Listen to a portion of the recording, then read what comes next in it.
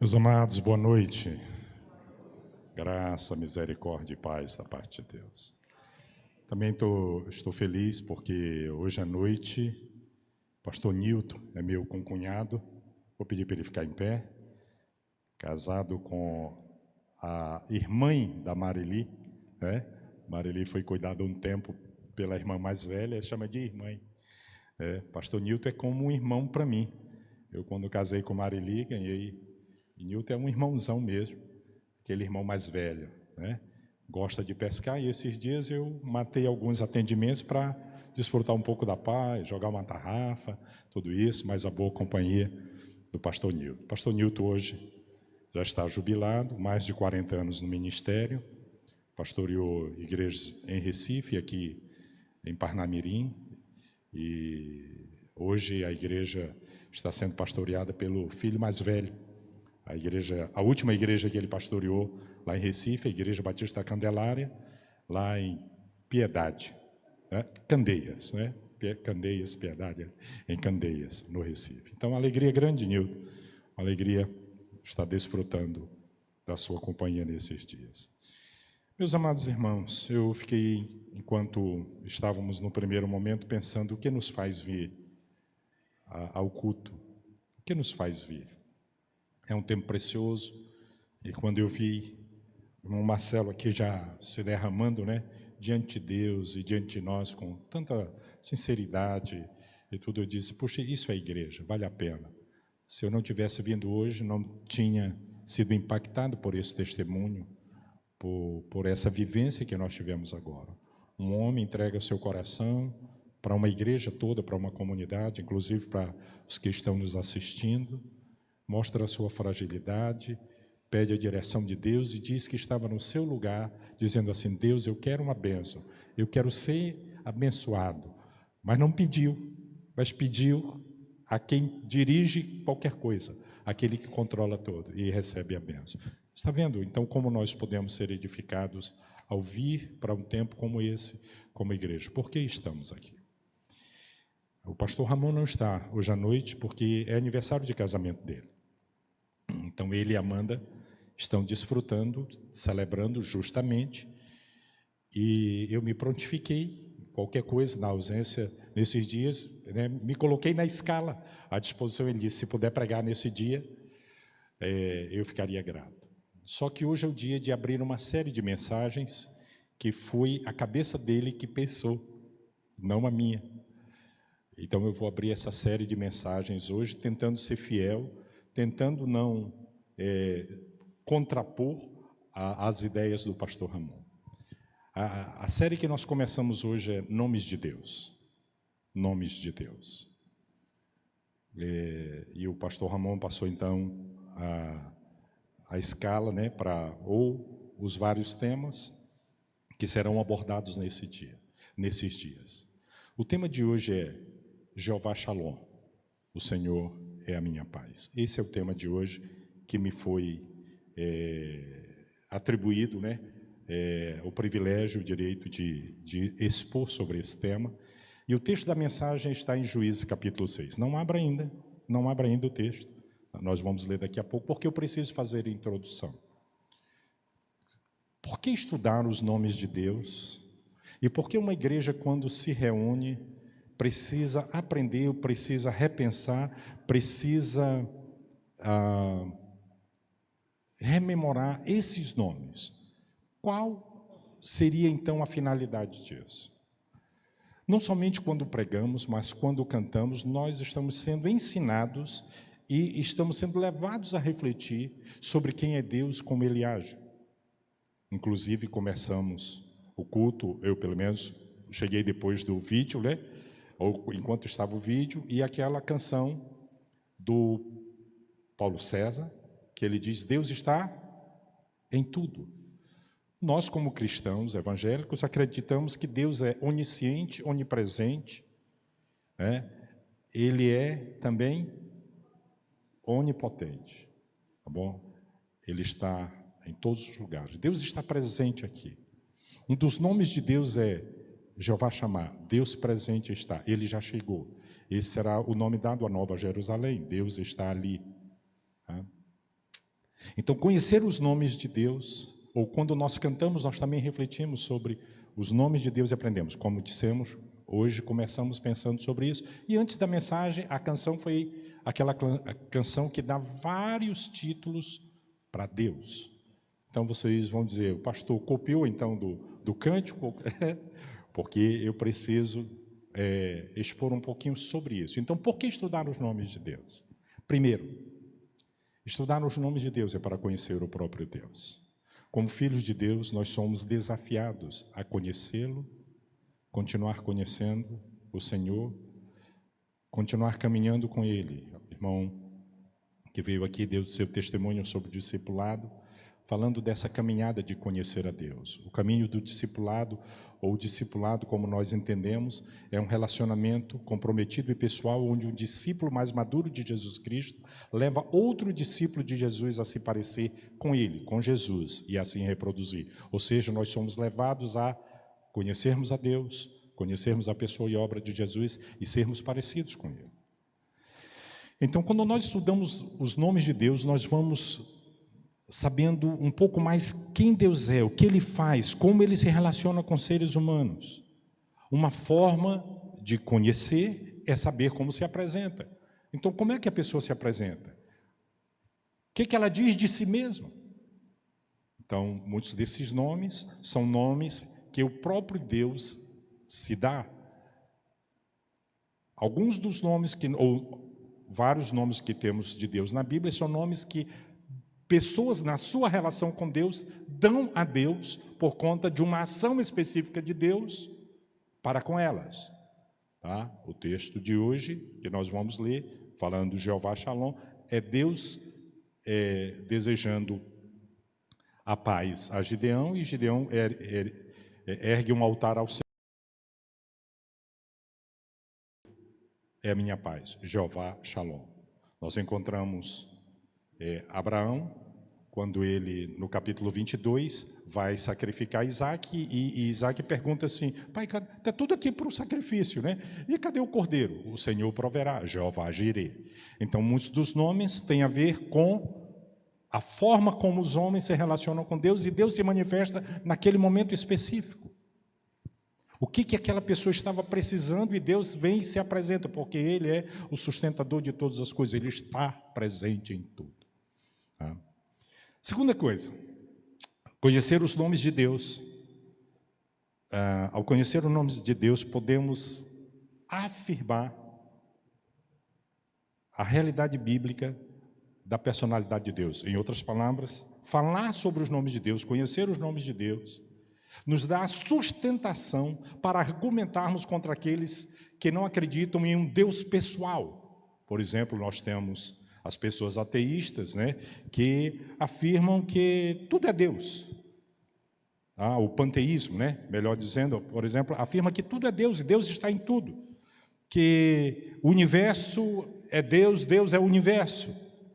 Que Deus não tem existência distinta e separada, mas quando estudamos os nomes de Deus, vendo que esses nomes têm a ver com características de personalidade de Deus, então nós podemos dizer assim, Deus é um Deus pessoal, Deus é um Deus autoexistente, que se manifesta de muitas formas, manifestando intelecto, vontade, determinação. Deus tem uma personalidade que nós podemos compreender à medida que a palavra nos revela.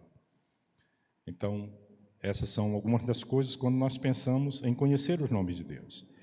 A terceira coisa é que os nomes de Deus estão ligados às ações de Deus. Quem atribui um nome a Deus, eu já falei de alguma maneira, o faz por conta da sua relação com Ele. Deus Todo-Poderoso. Quando a gente experimenta um milagre, esse Deus o Todo-Poderoso fez. É porque a gente vê a ação poderosa de Deus, aquilo que nós não podíamos receber, e Deus vem e faz. Tá? E a quarta coisa, porque estudar os nomes de Deus, é porque os nomes de Deus estão ligados aos atributos de Deus. Já ouviu falar na expressão atributos de Deus? Esse é um termo que os teólogos usam para falar daquelas características próprias do ser de Deus. Tá? que revelam o caráter divino, a sua autorrevelação, que nos ajuda a entender quem Ele é. Então, por atributos, nós estamos falando, atributos divinos, daquelas características do caráter de Deus, auto se revelando ao homem, mostrando assim quem Ele é. Saber quais são os atributos de Deus é então importante para todo e qualquer cristão que quer conhecer a Deus. Então, às vezes a teologia usa o termo para atributos de Deus como qualidades de Deus ou perfeições de Deus. Então, quando nós estudamos os nomes de Deus, nós entendemos isso. Ok? Pegou as 4 coisas? Se não, depois você revê o vídeo, tá?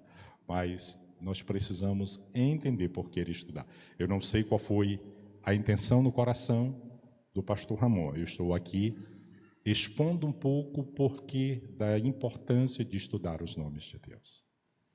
E quais seriam os nomes? Obviamente que nós não vamos poder fazer uma caminhada extensiva por toda a teologia para falar dos nomes de Deus, mas eu preciso, nessa introdução, guiar os irmãos a pensar um pouco sobre esses nomes que são atribuídos a Deus e o que isso tem a ver na nossa relação com Ele.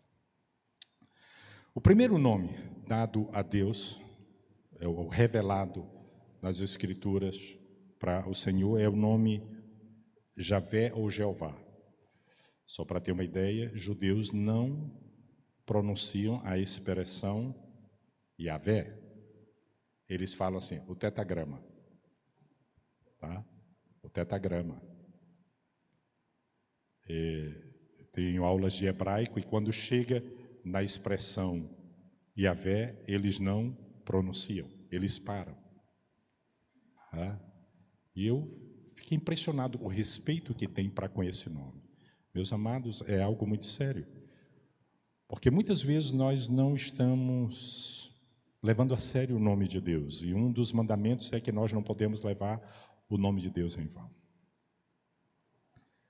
Jeová, Javé, é o nome pelo qual Deus tem feito se conhecer, tem se auto-revelado à humanidade. Foi por esse nome e suas várias combinações que Ele se revelou às diversas relações que Ele sustenta com os homens. Jeová foi revelado a Israel na ocasião em que este foi chamado a confiar em Deus, em uma nova relação de aliança. Tudo o que significa para nós o nome de Jesus, significava Jeová para o antigo Israel. Significava para eles tudo o que está envolvido na salvação e na bênção. Quando Moisés se apresenta, quando Deus se revela a Moisés e pergunta, e quando eu chegar diante de Faraó e ele perguntar, quem foi que te mandou? Jeová mandou. Eu sou te mandou. Eu sou te mandou. O Deus autoexistente. E é impressionante que o Senhor Jesus, em João 8,58, ele diz assim, antes que Moisés existisse, eu sou. Eu sou.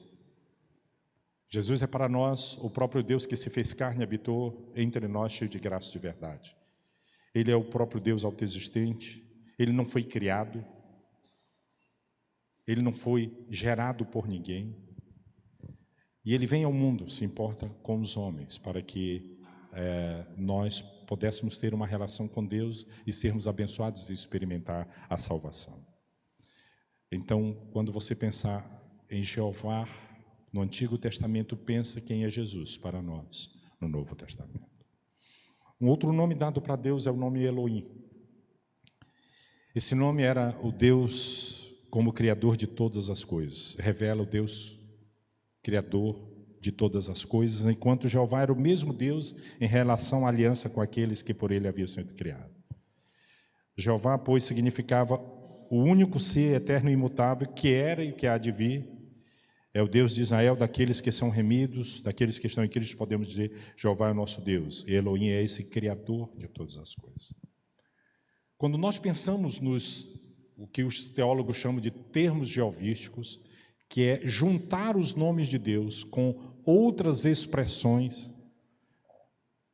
os títulos revelados por Deus, revelados no nome de Deus, mostram o quanto Deus se importa com os homens, na sua relação com eles, e quer, em algum momento, tratar com eles algo específico, de forma a lhes mostrar um novo caminho, uma nova relação para com ele.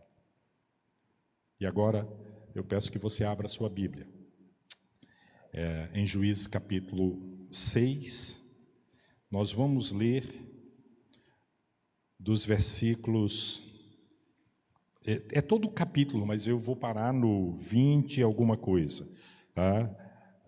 Porque é toda a história da chamada de Gideão no momento em que Deus trata com ele e com o povo de Israel. Juízes capítulo 6, eu vou estar usando a edição revista atualizada, mas eu vou ler por ali. Na Nova Almeida atualizada, os irmãos que estão usando a Bíblia do Discipulado podem usar esta versão. Os filhos de Israel fizeram o que era mal aos olhos do Senhor, e por isso o Senhor os entregou nas mãos dos midianitas durante 7 anos. Os midianitas prevaleceram contra Israel, e por causa dos midianitas, os filhos de Israel fizeram para si as covas que estão nos montes, as cavernas e as fortificações. Porque cada vez que os israelitas semeavam os midianitas, os amalequitas e os povos do Oriente os atacavam, acampavam em Israel, destruindo os produtos da terra até a vizinhança de Gaza, e não deixavam em Israel sustento algum, nem ovelhas, nem bois, nem jumentos. Pois vinham com seu gado e as suas tendas como uma nuvem de gafanhotos, eram tantos que não se podiam contar, nem a eles, nem a seus camelos, e entravam na terra para a destruir. Assim Israel ficou muito debilitado com a presença dos midianitas. Então os filhos de Israel clamaram ao Senhor. Para um pouquinho. Quantos anos vivendo essa situação? 7 anos. Não são 7 dias. 7 anos. 7 anos vivendo nessa situação. Assim Israel ficou muitíssimo debilitado com a presença dos midianitas. Então os filhos de Israel clamaram ao Senhor. Próximo. Quando os filhos de Israel clamavam ao Senhor por causa dos midianitas, o Senhor lhes enviou um profeta que lhes disse: assim diz o Senhor, o Deus de Israel: eu tirei vocês do Egito, da casa da servidão. Eu os livrei das mãos dos egípcios, das mãos de todos os opressores. Eu os expulsei e dei a vocês a terra deles. E disse: eu sou o Senhor, o Deus de vocês. Não adore os deuses dos amorreus, em cuja terra vocês estão morando, mas vocês não deram ouvidos à minha voz. Então o anjo do Senhor veio e sentou-se debaixo do carvalho que está em Ofra, que pertencia a Joás, da família de Abiezer. Gideão, filho de Joás, estava malhando trigo no lagar para pôr a salvo dos midianitas. Então o anjo do Senhor lhe apareceu e disse: o Senhor está com você, homem valente. Gideão respondeu: ah, meu Deus, ah, meu Senhor, se o Senhor Deus está conosco, por que nos aconteceu tudo isto? E onde estão todas as suas maravilhas que os nossos pais nos contaram? Eles disseram: o Senhor nos tirou do Egito, porém, agora o Senhor nos abandonou e nos entregou nas mãos dos midianitas. Então o Senhor se virou para Gideão e disse: vá nessa força que você tem e livre Israel das mãos dos midianitas. Na verdade não é verdade que eu estou enviando você? Gideão respondeu: ah, meu Senhor, como livrarei Israel? Eis que a minha família é a mais pobre em Manassés e eu sou o menor da casa de meu pai. Mas o Senhor disse: já que eu estou ao seu lado, você derrotará os midianitas como se fossem um só homem. Gideão respondeu: se de fato encontrei favor aos teus olhos, dá um sinal de que és tu, Senhor, que estás falando comigo. Peço que não te afaste daqui até que eu volte, traga a minha oferta e coloque diante de ti. Ele respondeu: eu esperarei até que você volte. Gideão entrou em casa, preparou um cabrito e fez pães sem fermento, com 20 litros de farinha. Pôs a carne num cesto e o caldo numa panela. Depois trouxe tudo até debaixo do carvalho e entregou ao anjo. Porém o anjo de Deus lhe disse: pegue a carne e os pães sem fermento e coloque-a sobre esta rocha. Depois derrame o caldo em cima. Foi o que Gideão fez. Então o anjo do Senhor estendeu a ponta do cajado que trazia na mão e tocou a carne e os pães sem fermento. Saiu fogo da rocha e queimou a carne e os pães, e o anjo do Senhor desapareceu da presença dele. Quando Gideão viu que era o anjo do Senhor, disse: ai de mim, Senhor Deus, pois vi o anjo do Senhor face a face. Mas o Senhor lhe disse: que a paz esteja com você. Não tenha medo, você não morrerá. Mas o anjo disse: que a paz esteja com você, não morrerás. Então Gideão edificou um altar ao Senhor e lhe deu o nome: o Senhor é paz. Até o dia de hoje, esse altar está em Ofra, que pertence à família de Abiezer. Vamos parar aí, que depois é todo chamado de Gideão. Olha aquilo que eu disse. Os nomes de Deus revelam quem Deus é no momento específico que o ser humano precisa de uma intervenção poderosa de Deus na sua vida. Guarda esse momento, porque eu preciso caminhar um pouquinho pensando nesses nomes que nós temos na Escritura falando de Deus. Eu falei já de Abraão, que é a primeira menção de um nome dado a Deus por um ser humano que precisa de uma intervenção poderosa. Ele precisa da provisão de Deus para que seu filho não seja sacrificado, mas ele está decidido a obedecer a Deus. E em Gênesis 22, 13 e 14, Abraão chama Deus de Jeová Jireh, Deus da provisão. Cantamos hoje à noite isso. Em Êxodo 17, 15, Deus é chamado de Jeová Nissi, que quer dizer o Senhor é a nossa bandeira.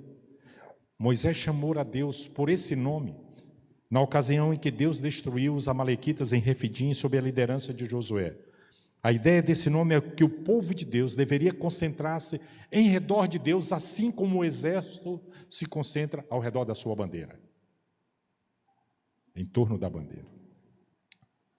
O nome Jeová Ropeca, ou Jeová Rafá, como cantamos, o Senhor que sara, é o nome que Moisés atribuiu a Deus para se referir a Ele como Deus que restaura a saúde de uma pessoa enferma. Lembremos, toda cura, direta ou indireta, vem da parte de Deus. Ele é nossa saúde, Ele é o nosso sarador, salvador. Nós falamos hoje sobre os vários sentidos de salvação que tem a ver com cura. A expressão Jeová Ra, o Senhor meu pastor, que está no Salmo 23, revela orientação, proteção e bondades pessoais. Salmo 23, o salmista fala disso. O Senhor é o meu pastor. A expressão Jeová Tzidkenu, ou que quer dizer o Senhor justiça nossa, em Jeremias 23, 6, revela Deus como justiça pessoal imputada, assim satisfazendo nossas obrigações e necessidades pessoais para com Deus. Em outras palavras, nós não podemos chegar diante de Deus como justo, é Deus na sua justiça. Deus é que nos declara justo, né? Ele é nossa justiça. A expressão Jeová Sabaoth, Senhor dos exércitos, em 1 Samuel 1:3 revela liderança e domínio pessoais.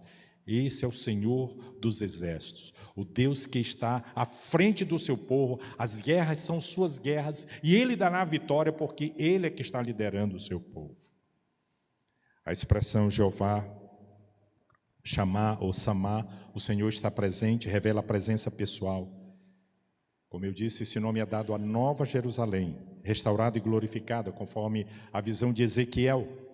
Jeová volta no templo que ele havia abandonado, porque o povo de Deus havia cometido pecados, tinha profanado o templo, e Deus tinha saído do templo, mas ele volta. Tá? E desse tempo em diante, tá? Deus se faz presente habitando entre seu povo. Lembra um dos nomes para Jesus? Ele é o Deus Emanuel, o Deus que está conosco. A expressão Jeová Elion, Senhor Altíssimo, no Salmo 97, 9, revela preeminência pessoal. Ele está sobre todos, governa sobre todos, não há alguém acima dele. A expressão Jeová Mikadiskim, o Senhor que vos santifica, em Êxodo 31 e 12, revela a purificação pessoal. Apresenta Deus no aspecto de sua obra salvadora e remidora. Ele é o Deus que separa do pecado e para si mesmo aqueles que Ele ama e salva. Esta é a síntese dos nomes de Deus nas expressões, os títulos geovísticos de Deus. Jeová, Jireh, Jeová, Chamá, Jeová, Rafá, Jeová, Raá, Jeová, Mikadiskim e por aí vai. E aqui nesse texto nós encontramos a expressão: o Senhor é a minha paz, ou o Senhor é paz.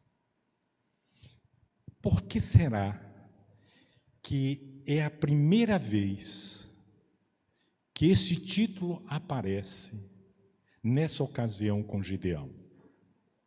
Em nenhum outro momento da Escritura anterior a Gideão, esse nome, Jeová Shalom, aparece. É interessante. Por que será que esse título é dado exatamente nesse momento? Já pensou isso?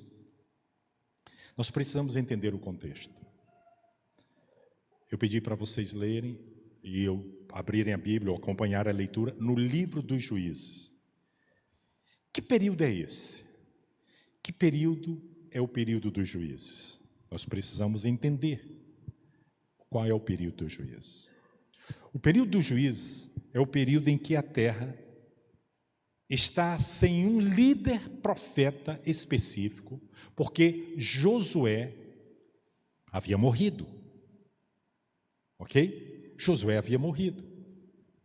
E aqueles que estão na Bíblia do discipulado já viram a exortação, o estudo que o David tem, mostrando que Josué falhou com as gerações posteriores. Josué termina o seu livro dizendo assim: vocês devem escolher a quem servais. Eu e minha casa serviremos ao Senhor.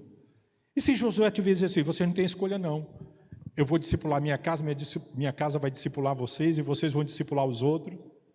Possivelmente a coisa tinha sido diferente. Eu gostei quando o irmão chegou aqui e disse assim: eu sou da terceira geração. Quer dizer, ele é da terceira geração, e entendo os que não são membros da igreja. Quer dizer que teve uma geração anterior a ele que foi discipulada e uma outra anterior a ele que foi discipulada. Então, já tem 3 gerações se formando. E esse irmão daqui a alguns dias tem que ser também um discipulador, formando outros discipuladores, não só discípulos, mas outros discipuladores. Senão, a gente chega no período dos juízes.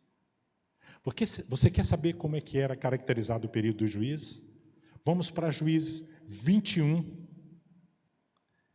e 25. Deixa eu ver aqui. Olha como termina o livro. Olha como termina o livro.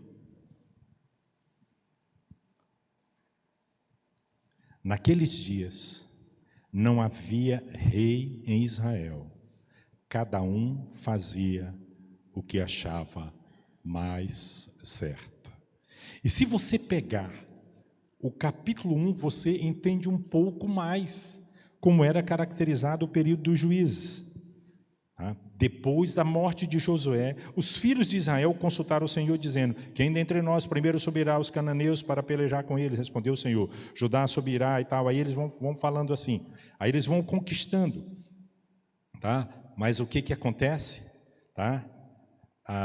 O povo se afasta de Deus, A partir do capítulo 2, nós podemos ver isso, que o povo vai se afastando de Deus, e diz assim: então fizeram os filhos de Israel, capítulo 2, versículo 11, o que era mal perante o Senhor, pois serviram aos Baalins. Deixaram ao Senhor, Deus de seus pais, que os tirara da terra do Egito, e foram após outros deuses, dentre os deuses das gentes que haviam ao redor deles, e os adoraram, e provocaram o Senhor a ira. Só para resumir, mas depois você pode ler todo o capítulo 2 para ver o que esse povo fazia. Então, esse era um tempo da época dos juízes. O que acontecia na época dos juízes? Estudantes de teologia, pessoas que já passaram por um seminário ou que vêm à escola dominical, né, já ouviram, né, falar do ciclo dos juízes. Quem já ouviu falar do ciclo dos juízes? Não precisa levantar a mão. O ciclo dos juízes era o seguinte: o povo estava vivendo em paz porque estava guardando os mandamentos de Deus. Era abençoado. O povo recebia todas as bênçãos de Deus, as bênçãos que Deus tinha prometido a ele. Era como se vivesse um grande avivamento. Tudo estava bem, glória, né? E vamos aí, bênção, e todas as famílias abençoadas, a terra produzindo tudo isso. Mas o povo, eu vou fazer aqui na minha linguagem, tá bom? Aí o povo começava a deixar ir para o culto. Começava a esfriar no evangelismo, na oração. Não tinha mais prazer em louvar. Cantava assim, meia boca, está meio murcho. Eles já não celebravam, quem é Deus mesmo? Como é que é? Aí eles começavam a esfriar na fé. Eles passavam a não desfrutar e não enfatizar a sua relação com Deus e começavam a abandonar o Senhor. Eles abandonavam o Senhor. E no seu afastamento de Deus, eles cometiam coisas terríveis, mais terríveis do que quem não conhecia Deus. Muitas vezes faziam coisas horrendas. Deus, que é um Deus justo, santo, piedoso, que não contempla a maldade, olha para o seu povo, Ele ama o seu povo, Ele não vai deixar seu povo sem disciplina, sem castigo, porque Ele ama. Aí Deus olha assim e diz assim: vocês estão se afastando de mim, vou dar uma disciplina para vocês. Como é que Deus promove a disciplina? Deus levanta um povo ímpio, que não teme a Ele, e permite que este povo oprima seu povo. No caso aqui, em Juízes capítulo 6, quanto tempo os midianitas e os amalequitas estão afligindo Israel? 7 anos. O que eles faziam? O povo de Israel plantava tudo, aí quando era na época da colheita, aí eles vinham feito gafanhotos e levavam tudo. Onde é que eles estavam vivendo? Estavam fazendo buracos para se esconder quando vinha essa multidão, esse exército. Então era um tempo de fome, era um tempo de convulsão social terrível, né, de medo. Era esse tempo específico. Mas vamos lá. Então havia um avivamento, o povo estava bem, o povo se afastava de Deus. Vinha o povo que punia. Aí o povo, quando estava em profundo sofrimento, dizia assim: Deus, tem misericórdia de mim, Deus. Olha para mim, olha o teu povo aqui, Senhor. Aí o povo clamava a Deus. Deus ouvia a oração do povo, levantava um libertador, um juiz, um libertador. Esse libertador expulsava a nação opressora e o povo então ficava livre, vinha um grande avivamento, o povo desfrutava da presença de Deus, celebrava a Deus e aí começava tudo de novo. Isso é o que nós chamamos de ciclo do juiz, a época do juiz. Então nós precisamos entender isso. Primeiro, esse é o tempo. Esse tempo. Quanto tempo se viveu assim? Por cerca de 400 anos. Gente, não foi 3 anos, 10 anos, foram 400 anos vivendo assim, nesse ciclo. Como se a cada, em média, 10 anos, eles tivessem um afastamento de Deus clássico. Tá? Com algumas exceções, o tempo de avivamento durou mais tempo. Esse é o tempo do juiz. 430 anos Israel ficou no Egito como escravo. Lembrem, na sua aflição, eles clamaram ao Senhor. Êxodo capítulo 1, versículo 6, diz que Deus ouviu o clamor do seu povo. O povo clamou, estava escravo no Egito. Deus ouviu o seu clamor. Por 400 anos, na época do juiz, eles vivem esse ciclo contínuo. E eles não se voltam totalmente para Deus, interrompendo esse ciclo. Ok. A pergunta que se nos impõe é: por que especificamente Deus se manifesta aqui como Jeová Shalom? Primeira coisa, esse tempo era caracterizado por um tempo de decadência moral, espiritual ou religiosa e social. Esse era um tempo caracterizado por isso. A minha pergunta é: alguma semelhança? Será que nós poderíamos dizer hoje, na nossa vivência, na nossa experiência de brasileiros, que nós estamos vivendo um ciclo do juiz? Eu não quero ser mal entendido aqui, né? Eu expliquei o ciclo do juiz para os irmãos entenderem. Tempos assim são tempos de confusão. É muito triste o que nós estamos vivendo hoje. Há pessoas que não estão conseguindo conversar com outras, porque o assunto do momento é efervescente e cada um tem que ser o máximo convincente. E, lamentavelmente, intolerante. O tempo de juízes em Israel era um tempo caracterizado por decadência moral. Vivemos decadência moral? Vivemos ou não vivemos? Quais são os valores que estão prevalecendo na nossa sociedade? Quais são os valores que estão sendo defendidos? Quem é que está sendo ovacionado em nossa sociedade? Qual é o justo, piedoso que é colocado como exemplo em nossa sociedade? Qual é? Quem é que se levanta e o povo pode dizer assim: esse é um piedoso? Irmãos, eu digo isso com muita tristeza.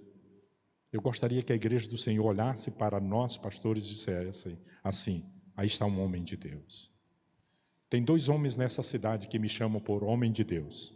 E cada vez que eles se encontram comigo e me chamam, eu me tremo.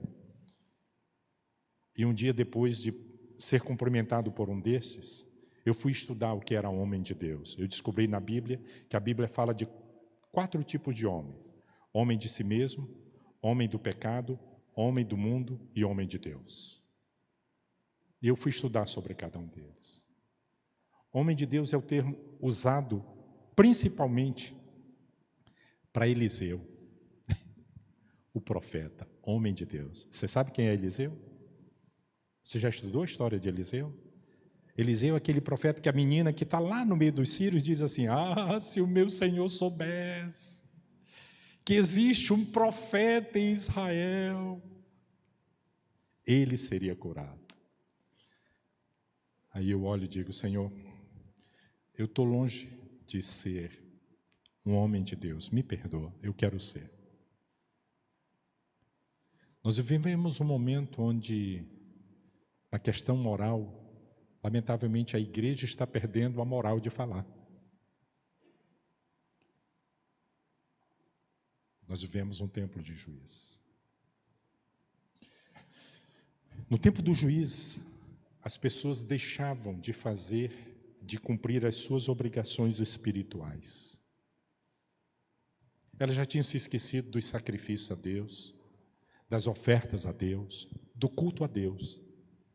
Elas tinham erguido, se você for ver aqui a história, tinha o altar de Baal e o altar de Aserá, que Gideão vai lá e...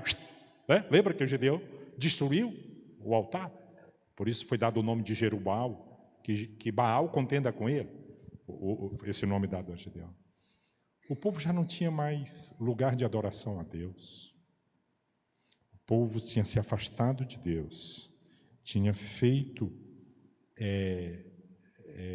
ídolos para si, olha só, porquanto deixaram o Senhor e serviram a Baal e a Astarote. Era um tempo de abandono das coisas de Deus. Alguma semelhança? Quantos hoje querem vir para o culto para celebrar a Deus, para ouvir um pregador falar por quase 1 hora? Mas não termina não, Não termina não esse negócio? Quantos querem vir para celebrar ao Senhor, para abençoar a vida de um irmão, ser abençoado com a palavra de oração? Dois momentos na minha vida como cristão me impactaram muito. Um foi um culto numa igreja em Atlanta, a igreja chamada Sword of the Lord, olha o nome da igreja, Espada do Senhor, era fogo puro. Era uma igreja de negros. Eu sempre quis conhecer porque eu assistia os filmes, aquele negócio, e tal, aquelas danças, será que é daquele jeito mesmo? Então, quando eu tive a oportunidade, eu fui lá. Eu queria conhecer, eu queria estar. Aí, a minha irmã, cristã, afro-americana, que me levou ao culto, ela disse assim: nós temos que chegar um pouco cedo, senão não vamos encontrar lugares. Já gostei daquele, eu tenho que chegar, tá bom. O que é chegar cedo? Era chegar às 5 horas da tarde. E o culto terminava às 9. 9 horas. 1 hora, todo mundo de joelho. 1 hora. Segunda hora, 1 hora de pregação da palavra, exposição. Terceira hora, segunda hora, 1 hora de louvor. Mas pense, parecia que eu estava no céu. Tinha uma pianista que ela tocava e cantava mesmo. Meu Deus, a Whitney Houston perdia para aquela mulher, a voz linda. Eu me senti no céu naquela 1 hora. Mas era daquele jeito mesmo. Eles cantavam canções que eram de adoração, que parava aquele negócio todo, como se a gente tivesse. E eles cantavam, celebrando, dançando, do menino ao velho. Dançavam mesmo, negócio assim. Terceira hora, 1 hora de pregação. Quarta hora, 1 hora de profecia. E eu, batistão, lá no meio daqueles irmãos, e a profecia rolando. 4 horas. Naquele dia, viu, meu irmão? Naquele dia eu estava no culto, querendo voltar para casa, porque eu tinha deixado minha família. E eu disse só para Deus: eu vou voltar, eu não aguento mais. Mas eu tinha muitas reservas quanto a essa questão de profecia. E eu disse para o meu intérprete, meu inglês muito ruim, e aí eu disse para o meu intérprete: olha, esse negócio aí começou, já não estou gostando, se ele me chamar eu não vou. Eu terminei de fechar a boca para o meu amigo, aí o pastor profeta diz assim: você aí que está de camisa assim, vem aqui. E você que está ao lado dele, venha com ele. Mas eu fui tomado assim, eu disse: pois eu vou. Meus irmãos, que momento aquele. Durante todo o momento que aquela igreja, que aquele pastor profetizava, e não era profetadas, ele citava textos bíblicos para cada irmão e dava uma palavra de exortação. Eu não entendia tudo, eu estava ali e o meu intérprete estava aqui falando algumas coisas. Tinha algumas coisas que eu não gostava, e tudo. Por exemplo, ele tocava nas pessoas, as pessoas caíam. E eu lá disse: mas por que caiu aquele negócio? Eu tinha todos os meus conceitos como pastor batista. Quando ele me chamou e disse para o meu amigo vir junto comigo, eu me levantei, a música cessou, parou, glória a Deus, aleluia, amém. E eu vim para o salão no silêncio, como estamos aqui agora. Dava para, como a gente diz, ouvir uma agulha cair. Fiquei diante daquele homem, aquele homem não me tocou, e ele olha para mim e diz assim: Deus mandou te dizer que você não se preocupe com sua família, porque Ele já levantou 2 pessoas para cuidar deles. E Ele vai mudar o rumo do teu negócio. God bless you. God bless you. Deus te abençoe, Deus te abençoe. Eu saí, quando eu me sentei, aí voltou o cântico. Parecia que aquele negócio todo. Preste atenção, preste atenção. Eu estou no culto aqui, eu preconceituoso, com as minhas reservas, mas disse para Deus, falei da minha inquietação e Deus usa um homem no momento de celebração para me abençoar. Quando eu cheguei em casa, a diferença de horário, liguei para minha esposa, a minha esposa disse assim, 2 irmãos da igreja vieram aqui trazer feira e dizer que se precisasse de qualquer coisa, podia contar com eles. Meu Deus. Israel deixou de ouvir a Deus, de celebrar a Deus, perder o privilégio de um culto a Deus, 4 horas de culto. E outra experiência foi na África, e eu não vou contar essa experiência da África também, 5 horas de culto, 8 línguas sendo faladas e traduzidas ao mesmo tempo, e o povo adorando a Deus com suas danças, com seus tambores, com aquelas músicas de celebração, porque Deus estava ali. No tempo do juízo, o povo já não tinha mais prazer nisso. Eu fico perguntando se hoje à noite, você que veio a este lugar, se Deus tem falado com você, se Deus está falando com você, se Deus já tem ministrado ao seu coração. Se você tem prazer em vir à igreja, em celebrar. Esses são dias que as pessoas não querem mais voltar, parece que a pandemia continuou, né? E as pessoas estão com medo de congregar. Na realidade, muitos decidiram não congregar mais, não vir ao culto. Tem gente que só quer o virtual. E eu não estou dizendo que não há valor no virtual, mas é diferente o olho no olho, o abraço, a palavra. Eu cheguei agitado hoje, nem falei com o Jaime, sentei aqui à frente, já fiquei nos cantos, aí depois eu virei, toquei a mão do Jaime, cumprimentei. Isso é diferente. O povo não tinha mais prazer nisso. O que havia socialmente em Israel? Como é que estava a sociedade de Israel? Você quer saber como estava a sociedade de Israel? Depois você lê o capítulo 19 de Juízes. O capítulo 19 de Juízes tem uma história terrível. Uma história terrível. Um levita se casa com uma concubina e ela põe chifre nele. Ela adulterou.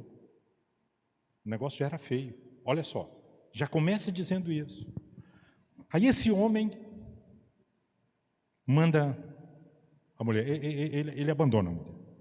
Ele manda de volta. Mas aí ele decide recuperar o casamento.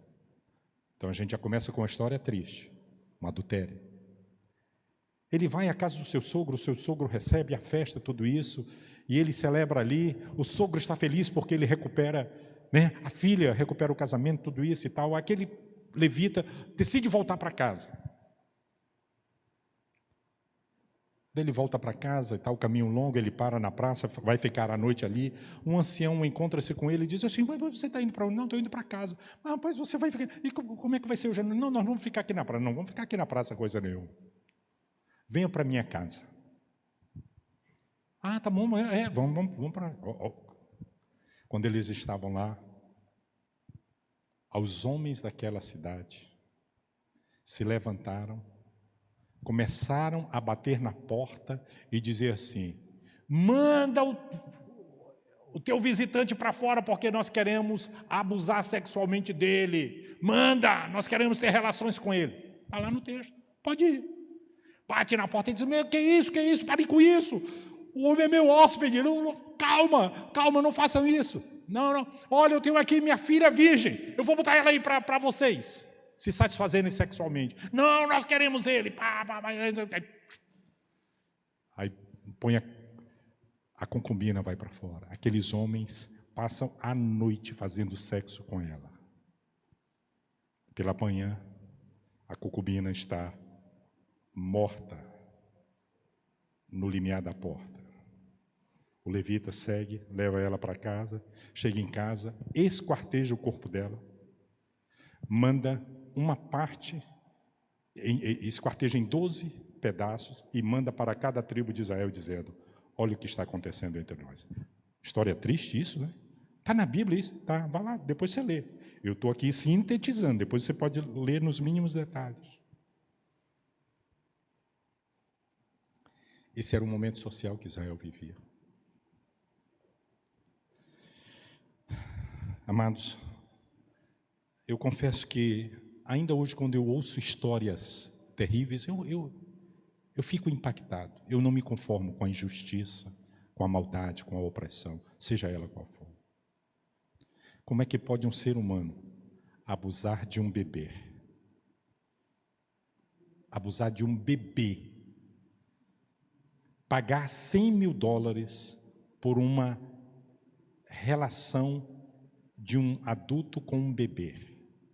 Como é que pode isso? É isso que nós estamos vendo nesses dias. Em 2005, eu fui pregar numa conferência para a família, em Fortaleza, numa igreja. O diácono foi me receber no aeroporto e aquele homem estava tão comovido, assim, eu conhecendo pela primeira vez, ele me abraçou e disse assim: que bom que o senhor veio para falar às famílias. Nós estamos precisando disso. Vindo agora no carro, eu liguei a rádio e um pai foi linchado porque pegaram ele fazendo sexo com sua filha de 8 meses. 2005.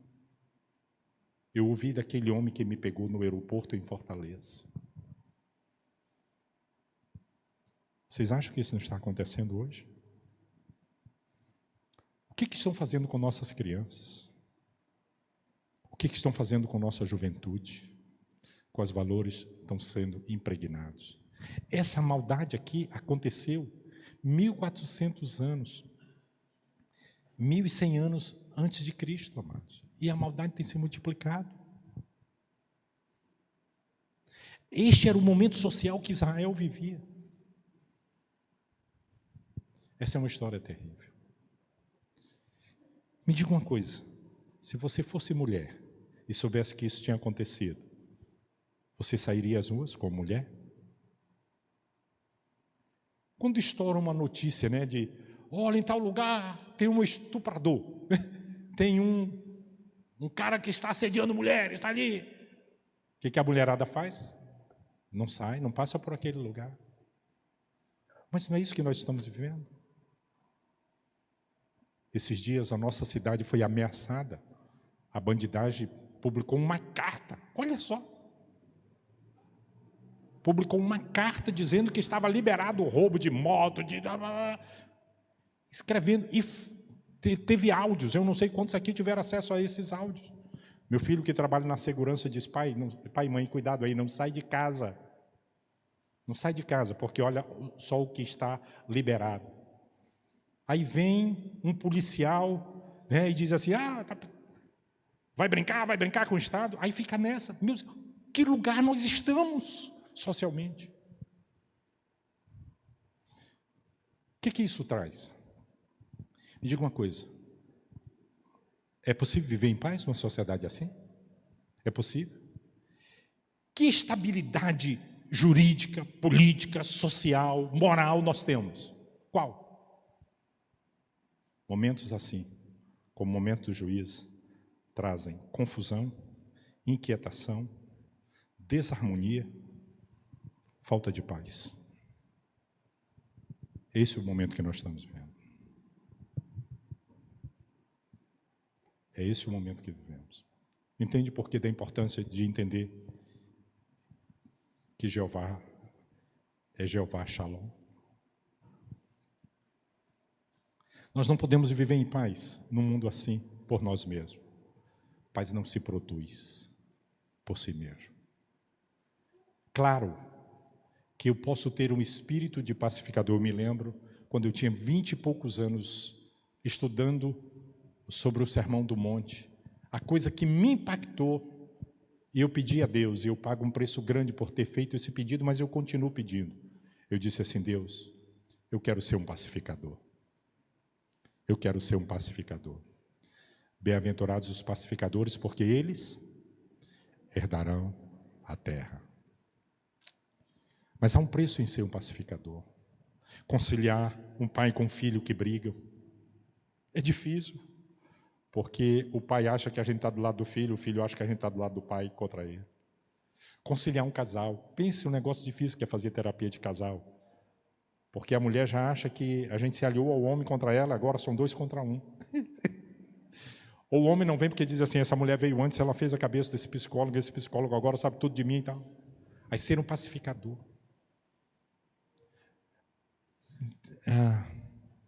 Decidir ser um pacificador não quer dizer que você vai produzir a paz. Você não pode produzir a paz. Você pode ter a determinação de não ser um beligerante, um briguento, um criador de confusão. Mas a gente não pode, em nós mesmos, gerar a paz. Deus é a fonte da paz.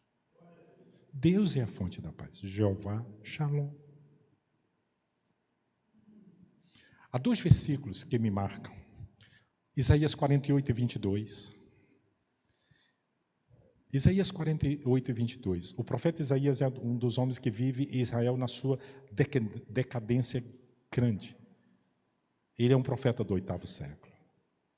E olha o que ele diz. Mas para os ímpios, uma outra versão diz, mas para os perversos, diz o Senhor, não há paz. Olha agora Isaías 51 e 25. Acho que é 51 e 25. Isaías 51 e 25. Olha o que o Senhor diz também. Aliás, 57 e 21. Olha o que diz 57 e 21. Praticamente a mesma coisa. Para os perversos, diz o meu Deus, não há paz. Mas eu quero que você ouça o contexto de Isaías 57. Ouça o contexto de Isaías 57 para você entender a necessidade de paz. Disse: aterrai, preparai o caminho, tirai os tropeços do caminho do meu povo, porque assim diz o alto, sublime, que habita a eternidade, o qual tem um nome de santo, habita no alto e santo lugar, mas habita também com o contrito e abatido de espírito, para vivificar o espírito dos abatidos e vivificar o coração dos contritos, pois não contenderei para sempre, nem me dignarei continuamente, porque do contrário o espírito defiaria dentro de mim e o fôlego de vida que eu criei. Por causa da iniquidade da sua cobiça, eu me indignei e feri o povo, escondi a face, indignei-me, mas rebelde. Seguiu ele o caminho da sua escolha. Tenho visto os seus caminhos e o sararei, também o guiarei e lhe tornarei a dar consolação, a saber, aos que dele choram. Como fruto dos seus lábios criei a paz para os que estão longe e paz para os que estão perto, diz o Senhor, e eu sararei. Quem é que está falando tudo isso aqui? É Deus. E quem é que cria paz? É Ele. Agora, olha só a conclusão. Mas os perversos são como o mar agitado, que lançam de si lama e lodo. Para os perversos, diz o meu Deus, não há paz. Perversos ou ímpios. Esses são dias em que nós estamos vivendo assim. Tempos de perversidade. Tempos de perversidade, e não podemos promover a paz. O tempo do juízo era um tempo sem lei. Um tempo sem lei, e o povo tem abandonado o mandamento de Deus. Porque era importante entender e conhecer o Deus da paz. Porque quem faz o que bem pensa, pensando em ter paz, trará sobre si quem faz o bem pensando em ter paz, faz o que quer, que faz o que bem pensa, pensando que vai ter paz, a sua alma não terá descanso, nunca. Somente uma alma ou uma personalidade sem remorso, que não sente culpa, é que vive em aparente paz. Se você faz o que bem pensa e pensa que não vai acontecer nada comigo, eu vou viver em paz.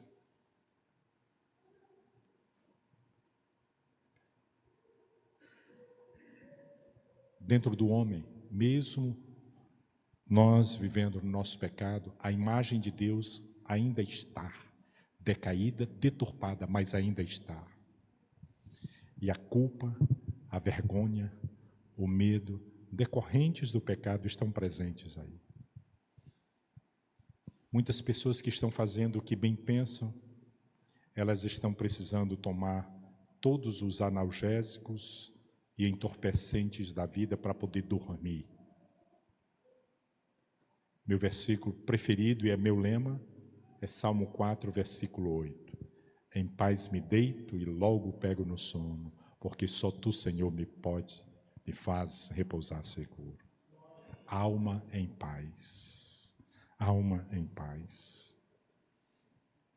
Quantas pessoas hoje vivendo numa angústia de alma, porque estão fazendo tudo o que querem, pensando que fazer o que bem querem, se afastando de Deus, não vai ter consequência nenhuma. Vai ter sim. Vai viver como mar agitado, lançando de si lama e lodo. Para esse que vive assim, Deus decreta: não há paz. Não há paz. O que nós mais precisamos? O que temos vivido que nos faz parar e pensar? E o que o momento se nos impõe como uma necessidade premente? Já nos dias de Jesus, amados, em todos os tempos, a paz foi almejada. Lembra quando Jesus foi anunciado? Os anjos que anunciaram o nascimento de Jesus, eles dizem: que paz seja convosco. Jesus disse: no mundo vocês vão passar por aflições, mas tenham bom ânimo, eu venci o mundo. Jesus é a nossa paz. Ele, tendo feito a obra da justificação, Ele nos fez desfrutar, ou Ele nos faz desfrutar da paz com Deus. A paz com Deus é quando a alma humana pecadora é reconciliada com o seu Criador. E isso só é possível por reconhecer que é pecador, que o seu pecado tem afastado de Deus, que Jesus Cristo, quando morreu na cruz, Ele se entregou para livrar os pecados, e que a obra de salvação feita na cruz é suficiente para perdoar todos os pecados. E quando eu reconheço que sou um pecador e olho para Jesus e confesso a Ele como meu Senhor e Salvador, então, justificados, pois mediante a fé, tenho paz com Deus. Você já tem paz com Deus? Você já passou por uma experiência de regeneração, de conversão, de mudança de vida, de ser transformado, de ser uma nova criatura? Se não estás assim, não tens a paz com Deus. Isso é teologia bíblica. Justificados, pois mediante a fé temos paz com Deus. Paz com Deus. Há muitas pessoas que estão vivendo, inclusive na igreja, sem ter uma experiência salvífica, uma experiência salvadora, redentora. Elas desfrutam do ambiente da igreja. O ambiente da igreja é bom porque tem cântico, tem abraço, tem respeito, tem consideração. De vez em quando a gente tem umas querelazinhas, mas a gente se resolve no amor de Jesus, né? Porque nós somos transformados. Mas essas pessoas não desfrutam da paz de Deus. Sua alma inquieta, elas não sabem para onde vão quando morreram. Há uma angústia, há um medo terrível quanto ao futuro. E aí eu me lembro um dia em sala de aula, no meu 2º ano, ou 3º ano de faculdade lá, e a minha doutora de psicopatologia lá dando aula, tudo isso. Aí um colega levanta a mão e diz assim, ela estava falando sobre vários temas, não me lembro exatamente o que era, mas a pergunta eu não esqueço mais. Professora, por que as pessoas diante da morte, elas ficam em profunda angústia? Pergunta de um aluno para um professor, doutor e professor de psicopatologia. Aí a minha professora responde assim, olha só, a resposta da minha professora: porque as pessoas não sabem o que vão encontrar quando atravessarem o rio da vida. Aí eu pulei dentro de mim. Eu sei o que vai me aguardar do outro lado. Eu vou pegar minha canoa, eu vou atravessar o rio da vida, e quando eu atravessar, eu vou tocar fogo na canoa, porque eu não volto mais. E aí, vindo ao meu encontro, verá o meu Senhor, que vai dizer assim: vinde bendito do meu Pai, entra no gozo do teu Senhor. Eu não preciso de angústia, estar angustiada quanto ao futuro, quanto ao que vai acontecer quando eu atravessar o rio da vida, porque justificados, pois, mediante a fé, temos paz com Deus. Deus é meu Pai, Ele me acolhe como seu filho, fui adotado na família de Deus. Paz com Deus. Por fim, o apóstolo Paulo diz que a paz de Deus, que excede todo o entendimento, guardará as nossas mentes, os nossos corações em Cristo Jesus. A paz de Deus é a paz que Deus distribui aos seus, para que, em meio às circunstâncias difíceis, a gente saiba que alguém está no controle. Eu não posso mudar nada, mas o meu Senhor está no controle. E aí eu tenho paz. Há um cântico antigo do cantor cristão que diz assim: vindo sombras escuras nos caminhos teus, ó, não te desanimes, canta um hino a Deus. Cada nuvem escura um arco-íris traz, quando em teu coração reinar perfeita paz. Se teu coração estiver em paz, bem contente e alegre sempre te acharás. Se teu coração estiver em paz, verás que um arco-íris cada nuvem traz. O cristão verdadeiro pode dizer como Gideão: Jeová Shalom, o Senhor é a minha paz. O Senhor é a minha paz. Vivemos dias difíceis, mas o Senhor continua no trono. Ele continuará sendo o Jeová Shalom. Ele que cria a paz, Ele que dá a paz. Justificado com Deus, eu tenho paz com Ele. Justificados por Cristo Jesus, justificados, pois mediante a fé eu tenho a paz com Deus. E eu posso desfrutar da paz de Deus. Teu coração está em paz? Há coisas que te perturbam? Ou é o dia da nuvem escura? Verás que um arco-íris cada nuvem traz. Por trás dessa nuvem escura, se teu coração estiver em paz, Jesus disse: eu vos dou a minha paz, não vou-la dou como o mundo dá. Quando os discípulos estão no pós-morte de Jesus, ele se encontra com eles e diz: paz seja convosco, paz seja convosco. Volta para casa hoje ouvindo isso: paz seja com você, paz seja com você. Jeová Shalom, Ele é a nossa paz. Vamos parar, vamos orar. Ó Senhor, que bom conhecer o Senhor. Queremos prosseguir em Te conhecer. Queremos nos aproximar do Senhor como Deus da paz. Pai, esses dias têm sido tão difíceis para nós como povo brasileiro, dias difíceis. Pedimos que o Senhor venha como o Jeová Shalom, intervenha na história da nossa nação. Traga paz nas famílias, Senhor. Traga paz nas igrejas, traga paz na sociedade. Jeová Shalom se manifesta no nosso país. Se manifesta no nosso país. Deus, tem sido dias difíceis, como nos dias de Gideão. Mas o Senhor naquele dia se manifestou assim, dizendo que a paz seja conosco. Nós queremos desfrutar da paz do Senhor em todas as circunstâncias. Eu peço pelo meu irmão, a minha irmã, por mim mesmo. Tu sabes quais são as coisas que nos perturbam, que nos trazem aflição, que nos trazem até às vezes ficarmos desequilibrados emocionalmente, inquietos, tristes, medrosos, confusos. Mas eu quero te pedir, Pai, que hoje à noite saiamos daqui com a certeza de que Jeová Shalom, o Senhor é a minha paz. Que nós saímos aqui com a certeza de que Jesus Cristo O Filho do Deus vivo está sentado à direita de Deus e Ele continua sendo o Senhor da paz. Ele é a própria paz. Nos ajuda, Pai, a mantermos um relacionamento profundo, pessoal com Jesus e desfrutar da Tua paz. Peço que o Senhor, então, nos anime a continuarmos firmes, voltarmos para o Senhor, não abandonarmos o Senhor. Aquele que tem andado por caminhos tortuosos, que se volte para Ti e passe a desfrutar da paz do Senhor na sua vida.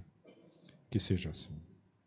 Então, clamamos isso ao Senhor. Tu sabes qual é a necessidade de cada um que está aqui, daquele que nos ouve.